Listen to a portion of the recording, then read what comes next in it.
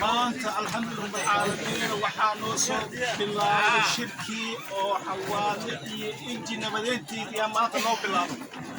tii lagu meel tego oo lagu nacfiyo oo allah ila halganka aan soo marnay oo la mahdi allah naaga dhigo adduunka cashuushaa ku jira wax tashushkooda allah naga reebo sabnaanta ilaahay ana waafajiyo inta kala bareed walaalayaalow shirkaan waan soo dhawaaday hadduu ilaahay raalli ka noqdo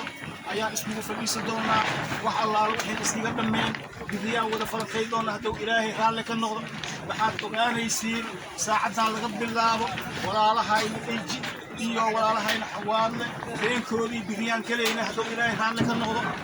ninka kaleed ku xidgudbina ma jiro nin walba xaqiisa uu qaadanayaa sida ilaahay aan ka rajaynayno taasaad ogaanaysa xawada taasaad ku seexanaysiin haddaana warkii waa isbarnay كلنكايني هدي لك ومدرنا له واسم وافقي عدانا هدي لك ومدرنا له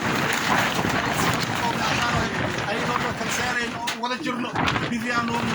إلهي قال لك نقول مع الصح هاجر خيركم اللي هذا الربع ماشي هدي لك ومدرنا توفيق لي كنا عادي إن السياد دول كفرك في المقطع الرباي كسواي وقابل كسواي إلهي أنا جربه السلام عليكم ورحمة الله وبركاته